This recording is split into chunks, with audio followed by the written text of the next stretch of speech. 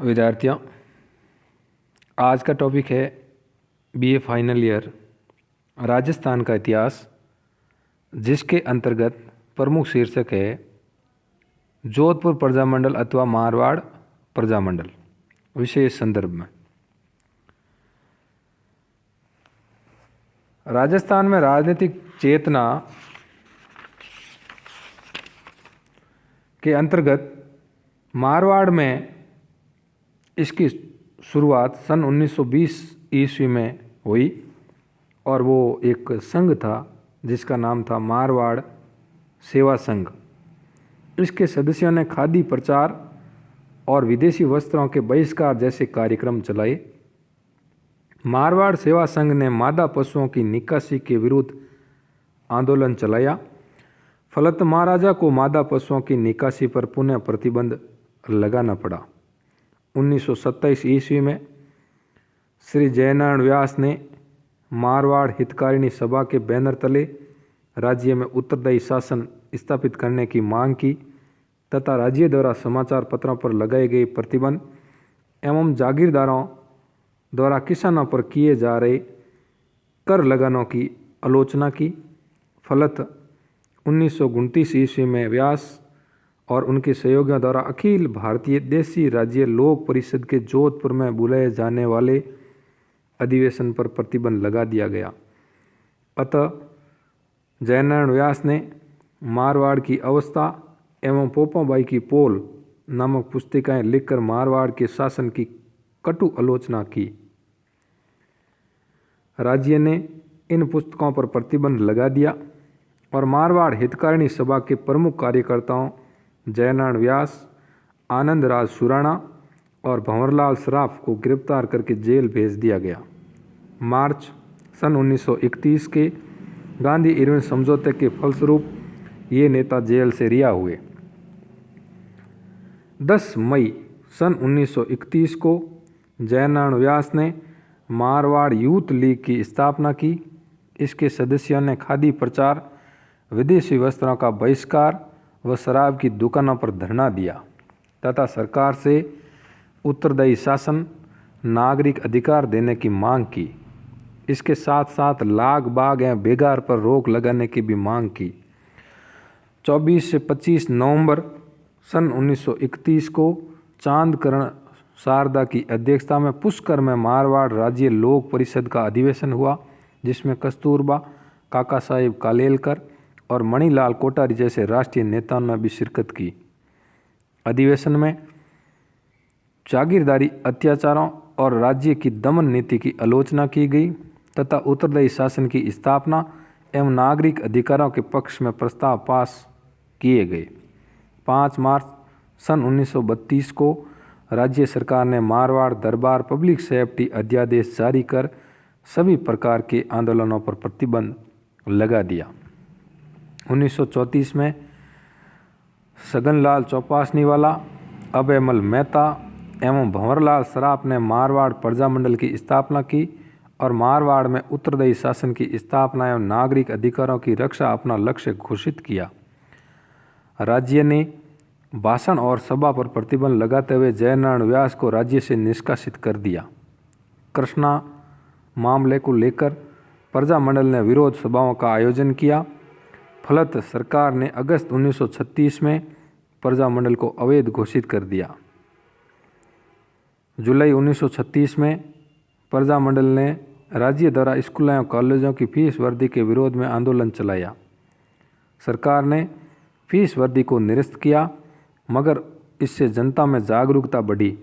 दिसंबर सन 1937 में मारवाड़ की अवस्था नामक पुस्तक रखने के आरोप में सगनराज चौपासनीवाला और राज्य शासन के विरुद्ध प्रचार करने के अपराध में पुरुषोत्तम दास नैयर को बंदी बनाकर कठोर कारावास की सजा दी गई।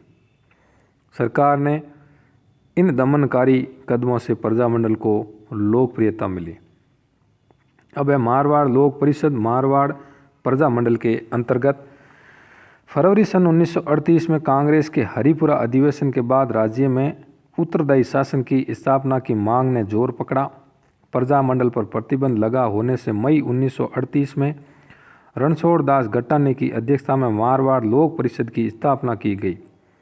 निर्वासित जयनारायण व्यास को इसका मुख्य उद्बोधक बनाया गया। लोक परिषद ने जागीरदारी प्रथा का विरोध करते हुए उत्तरदायी शासन की मांग की।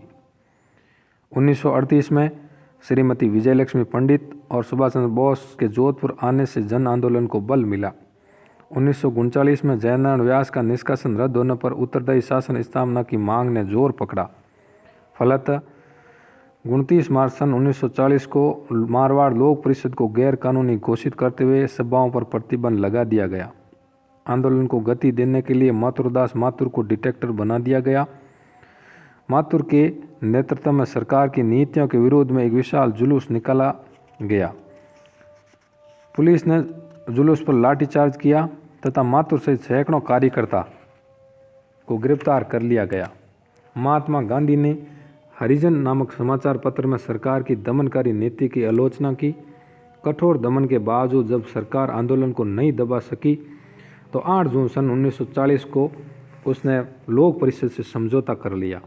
समझौते के अंतर्गत लोक परिषद को मान्यता देना, राजनीतिक बंदियों को मुक्त करना, लोक परिषद को जनप्रतिनिधि सभा मानना तथा लोक परिषद को राज्य से बाहर किसी भी संस्था से संबंध रखने पर राज्य द्वारा आपत्ति नहीं करने की शर्तें थी।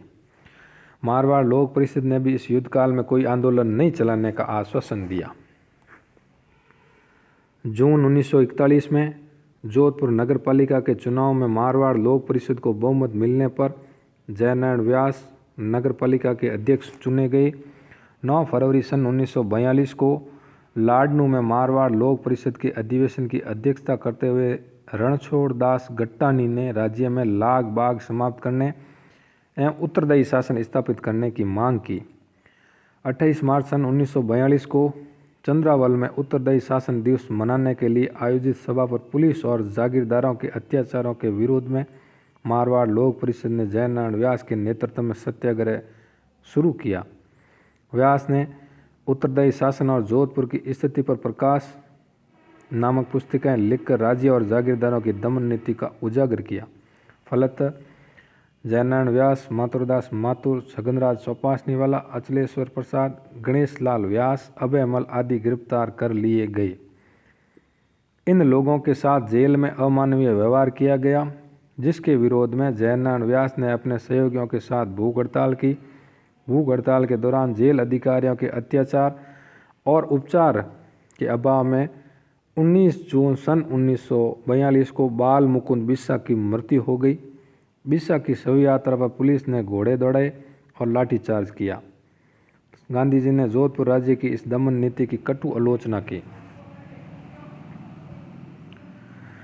अगस्त 1942 में भारत छोड़ो आंदोलन से पूर्व ही जोधपुर में सत्याग्रह चल रहा था।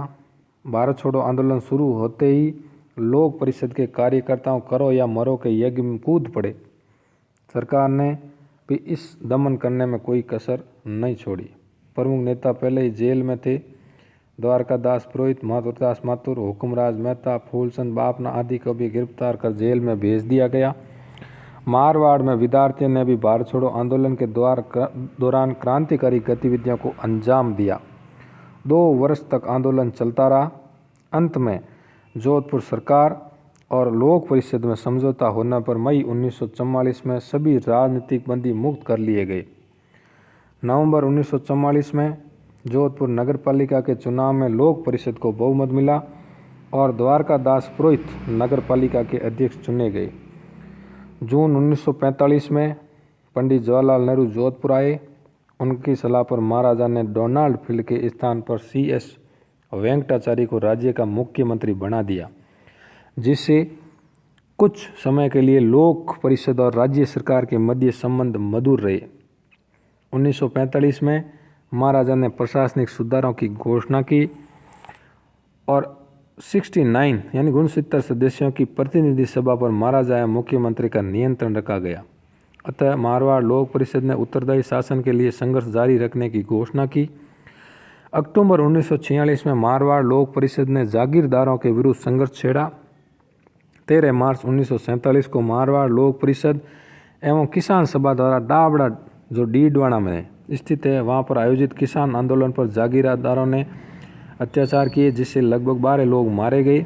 देश के प्रमुख समाचार पत्रों में वंदे मातरम, जन्मभूमि व लोकवाणी में डाबड़ा कांड की आलोचना की गई।